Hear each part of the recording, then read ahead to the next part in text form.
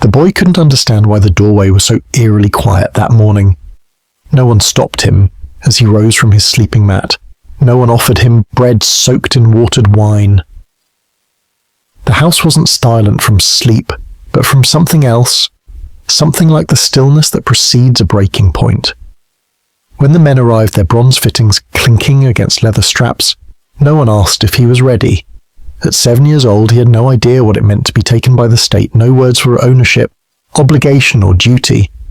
All he knew was that the hand reaching for him wasn't his mother's larger, rougher, smelling of olive oil and iron from the gymnasium where the citizens trained before dawn. There was no ritual, no declaration, no chance to say goodbye. She had been warned the night before any sign of resistance would bring shame upon their family. She watched helpless as her son walked out not to school, not to war, but to something else entirely. A place that would shape him without ever holding him in Sparta. The bond between mother and child was seen only as a phase tolerated until it no longer served. Love wasn't forbidden, just discarded when no longer useful. Sparta didn't need affection, it needed obedience. And now the boy was no longer hers. He was theirs. The state didn't view this as theft. It was the beginning of his transformation. The Agoge, the rigorous training system, wasn't framed as punishment or imprisonment. It was a process that forged order, strength, and survival. To achieve this, the first step was the absence of family comfort and softness. The others were already waiting, other boys, other sons. They didn't speak. Their mothers weren't coming back. Their names would never be called out again at home. They belonged now to a different voice, a voice of instruction, of demand. Sparta didn't believe in gradual change. It believed in severance. To teach loyalty to the state, it first erased all other loyalties. The boy's memories of his mother would remain, but they would no longer offer comfort. They would become a test. Whenever he longed for safety, he would be watched. Whenever he sought warmth, he would be denied. But the boy didn't run, there was nowhere to run. The world outside the system had ceased to exist. Even his memory of his mother began to shift, not because she disappeared, but because the system made sure she no longer had a role to play. In the Agoge, there were no lullabies to soothe them, no stories to chase away the darkness. The boys didn't grow up as children. They were honed like bronze blades against wet stone until every soft edge was ground away. The system wasted no time on affection or comfort. From the moment they entered the stone barracks, their bodies were no longer their own to nurture, but objects to train. Their minds became targets to strip of all individuality. Their names were used less and less, replaced by group designations, rank numbers, and functional categories. Individuality served no purpose in the machine they were being fed into. Comparison replaced identity. Competition replaced kinship. The bonds that might have formed between boys were systematically severed before they could take root. Hunger became a constant companion, arriving each morning and staying with them until they collapsed on their reed mats at night. The meals were deliberately sparse, not enough to starve them, but enough to sharpen them like wolves. They were encouraged to steal food from the kitchens and beaten mercilessly when caught, not for the moral failing of theft, but for the tactical failure to conceal it. Deception was a skill to be mastered. Detection was weakness to be eliminated. Pain became their most consistent teacher, arriving with the regularity of sunrise. The whippings weren't personal attacks or expressions of anger. They were scheduled events as routine as weapons practice or running drills. The boys learned to absorb punishment without reaction. Flinching was a sign of softness, a flaw that needed correction. Bruises were proof of readiness for the next stage of training. Even sleep offered no escape from the relentless stripping away of comfort. Their beds were made of reeds pulled from riverbanks, deliberately uncomfortable to prevent the luxury of deep rest. Cold seeped up from the stone floors. Down from the mountain air, if a boy shivered through the night, he was not offered warmth but shame for his body's weakness. The instructors created an environment where no one could claim exemption from suffering because everyone endured it equally. Silence became their only defense. Not the silence of mere obedience, but the silence of self-erasure. Pain had to be masked behind expressionless faces, fear buried so deep it couldn't surface even in dreams. Any hint of joy was crushed before it could be detected and punished. These emotions weren't forbidden, they simply had no value in the world the boys now inhabited. Older boys were systematically encouraged to dominate younger ones, not through arbitrary cruelty, but to teach dominance as a necessary language. The younger boys internalized this hierarchy so completely that when they ascended to positions of power, they passed the pattern forward without conscious reflection. Violence reproduced itself not through memory, but through instinct. When the instructors struck them, no explanations were offered for the blows. Punishments arrived without reasons or justifications. The connection between action and consequence was deliberately obscured because the system didn't aim to foster understanding. It aimed to create reflexive obedience that operated below the level of conscious thought. By the time the boy turned 12, his body had learned to starve, quietly bleed discreetly, sleep in numbing cold, and speak only when directly commanded.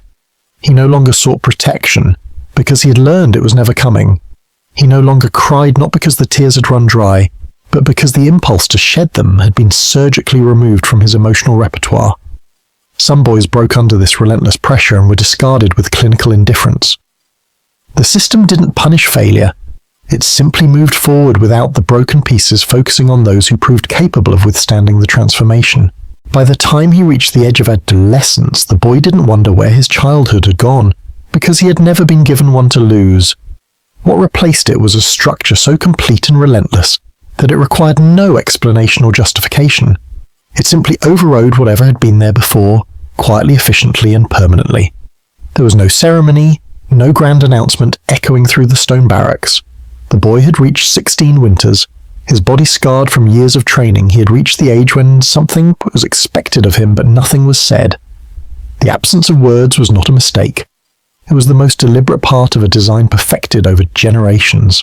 By now he had learned to read silence the way hunters read animal tracks in mountain dust.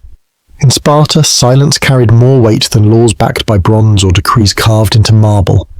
It was not emptiness waiting to be filled with explanations, it was pressure dense and suffocating. He knew the stories because every boy did. A Spartan did not become a man simply by surviving 17 winters in the Agoge. He became one by disappearing into the harsh countryside beyond the olive groves with an iron blade hidden beneath his cloak and returning with no questions left to ask, no innocence left to lose. This was the Crypteia, a ritual everyone understood without explanation. It had no official designation in the city's legal codes, no date marked on bronze calendars.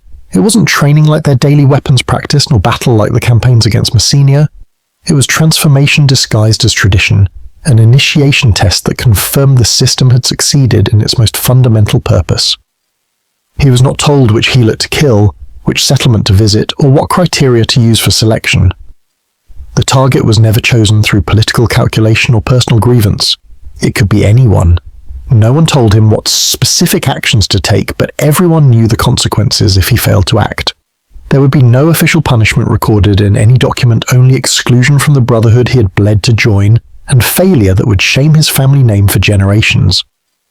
The Crypteia served a purpose deeper than testing survival skills in the wilderness. Flesh of his neck silent and precise, the kill performed with methodical efficiency. The boy didn't flinch, didn't pause. He knew nothing else but this moment, this action, as essential as breathing. The helot crumpled forward his last breath, a whisper that faded into the darkness. The boy, his hand steady, wiped the blade clean on the man's cloak before slipping it back into the wool-wrapped folds beneath his own. He didn't look back at the body, the life he had just ended. There was no celebration, no thrill in it. It was simply the next task, the next step. It was what he had been forged for. He stood there for a long moment, his eyes scanning the settlement, waiting for any movement, any hint of awareness. But the village remained still, unaware of the predator who had just walked among them. He left the scene as quietly as he had entered, his footfall soft against the dry earth, his body blending into the shadows. Every step was calculated, measured. There was no hesitation, no second thoughts. This was not just a kill, it was a confirmation, a signal that the transformation was complete. He had become the hunter, the predator Sparta had shaped him to be. By the time he reached the outskirts of the settlement, he heard no cries, no shouts of alarm. No one had seen, no one would know. He was a ghost, a shadow slipping back into the wilderness to await the next trial, the next test of survival, the next moment where the system would demand everything from him without question. The boy didn't need to look back. The darkness had swallowed his past and would continue to do so until there was no trace left of the child who had once existed in him. In Sparta, a boy was not a man because he survived. He was a man when he ceased to be a boy at all. As the boy moved further into the night, he understood now the true mark of Spartan discipline was not mechanical obedience to authority, but the capacity to act without instruction, to follow the silent commands ingrained in his bones. No one had taught him how to kill, how to wait, or how to endure. They had simply forged the tools, stripped away the unnecessary, and left him with one clear truth: survive, without question, without hesitation, without emotion. This was the legacy of the Agoge, the legacy of Sparta, and it would stay with him, silent, automatic, essential. Flesh of his neck, there was a sound, not a scream that might alert others, but a breath cut short and pushed through clenched teeth. In a moment of confused surprise, the man's hand shot upward instinctively, grabbing the boy's wrist, but it soon slipped away as strength drained from him. His eyes lost focus before they could form any expression of plea. The boy withdrew the blade without urgency, without haste, watching blood pool behind the man's shoulder as steam rose faintly in the cold night air. He didn't stay to observe the body or confirm that death was complete. That was not part of the ritual that had brought him here. Instead, he turned away and retraced his careful steps back toward the wild country, and no one followed him into the darkness. By dawn, the dust on his sandals was dry again as he stepped into the edge of the barracks compound where he had lived for most of his remembered life. No trumpet sounded to announce his return, no formal greeting waited to acknowledge his accomplishment. One older boy simply shifted slightly to allow him space in the circle gathered near the morning fire, and that small gesture was sufficient recognition. Another boy returned from his own trial, younger, thinner than the rest, his eyes wide with the fatigue that comes from a sleepless night spent in terror. There was dirt on his face and thorns caught in his hair, but there was no blood on his hands or beneath his fingernails. He stood at the edge of the group, waiting for the same space to be offered to him that had been given to others. No one moved to make room for him. One boy spat deliberately on the ground near his feet, not directly at him, but close enough to clarify the meaning of the gesture. There was no formal punishment announced for his failure, no official dismissal from the brotherhood he had sought to join, but the silence that surrounded him carried weight and pressure that didn't press downward but pushed outward, creating an invisible barrier between him and those who had proven themselves worthy. Sparta did not punish failure with whips or chains, but with something far more effective: complete irrelevance to the community that mattered. When the instructors passed by during their morning inspection, they gave no verbal acknowledgement of what had occurred during the night, offered no comments about success or failure. But when their eyes fell upon the boy who had killed their gaze, did not simply pass over him. It lingered for just a moment longer than necessary, and that subtle difference was sufficient recognition. The crypteia was never mentioned in official documents, never debated in the assembly, never questioned in the courts. Yet it was as fundamental to Spartan society as the laws carved into bronze tablets or the religious festivals that marked each season. Citizens planned their lives around it, organized their calendars by it, and measured their sons' progress toward manhood through it. When boys disappeared into the countryside for days or weeks at a time, their absence was noted but never discussed. When they returned with changes that could not be hidden, a new steadiness in their gaze, a different quality to their silence, blood beneath their fingernails that took days to clean completely, these transformations were welcomed as evidence that the system continued to function exactly as their ancestors had designed it. The Helot population lived with the constant awareness that death could come at any moment from any direction without warning or reason. They developed elaborate strategies for survival, traveling in groups during dangerous seasons, avoiding isolated areas when young Spartans were abroad, teaching their children to recognize the signs that preceded a culling. This constant terror was not an unfortunate side effect of Spartan policy. It was the intended result. Fear was a tool deliberately crafted and systematically deployed to maintain order among a population that outnumbered their masters by nearly 10 to 1. The occasional disappearance of Helots served multiple purposes. It provided training for young Spartans, eliminated potential troublemakers, and reminded the surviving population that their lives existed entirely at the discretion of their betters. Religious leaders blessed this arrangement through careful interpretation of divine will. The gods they explained had ordained a natural hierarchy that placed Spartans above Helots just as humans stood above animals. To question this order was to question divine wisdom. To resist it was to invite the gods' wrath upon the entire community. Murder was reframed as sacred duty, violence transformed into religious observance. Legal scholars provided additional justification through constitutional interpretation. The annual declaration of war against the Helots created a permanent state of conflict, making killing not only permissible but patriotic. Young men who took Helot lives were not committing murder. They were defending their homeland against a perpetual enemy. The law had been carefully constructed to provide legal cover for systematic atrocity.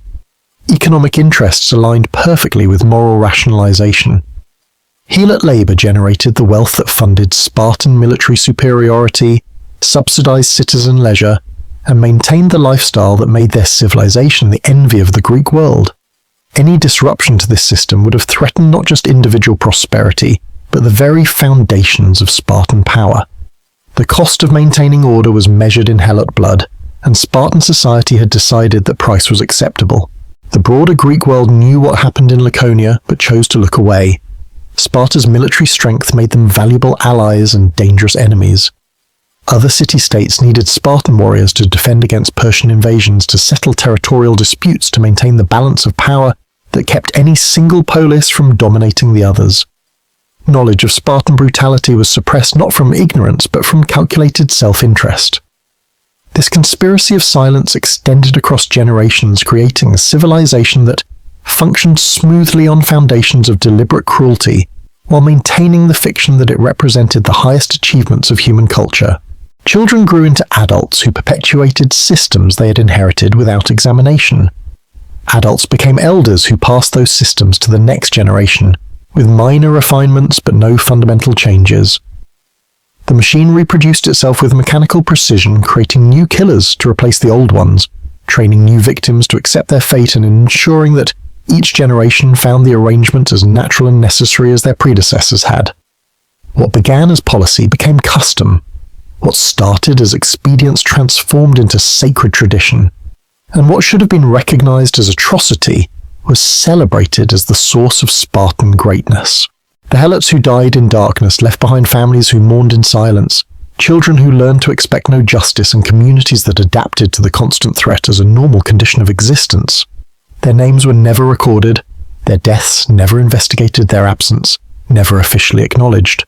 They existed in Spartan society only as labor to be exploited and lives to be taken when exploitation alone proved insufficient. This was not the result of individual evil or temporary madness. It was the deliberate choice of an entire civilization that had decided some people could be sacrificed.